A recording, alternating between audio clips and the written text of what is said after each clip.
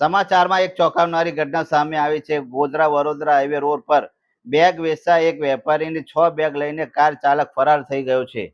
વેપારીએ આ મામલે બી ડિવિઝન પોલીસ સ્ટેશનમાં અરજી આપી છે. સમગ્ર ઘટના સીસીટીવી કેમેરામાં કેદ થઈ હતી. આ ઘટના ગોધરા વડોદરા હાઈવે પર બની છે.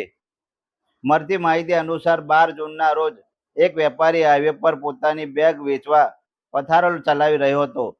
આ દરમિયાન એક કાર ચાલક તેની પાસે આવ્યો અને બેગ ખરીદવાના બહાને 6 બેગ લઈને ફરાર થઈ ગયો હતો.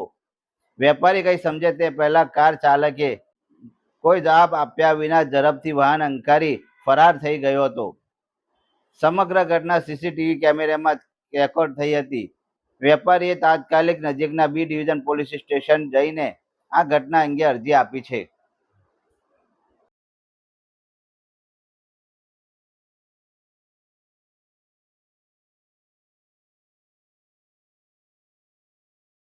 શેઠ છે.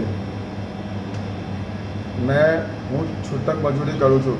આજે 8:30 વાગે મેં કોઠીતન રસ્તા પર પથારો માર્યો અને ત્યાર પછી 2 ને 20 એક જણ લઈને આવે એક માણસ. મેં સામે જેમ મૂકીને મારી પાસે આવ્યો સ્કૂલ બેગ લેવા માટે અને મેં પૂછ્યો મને ભાવ.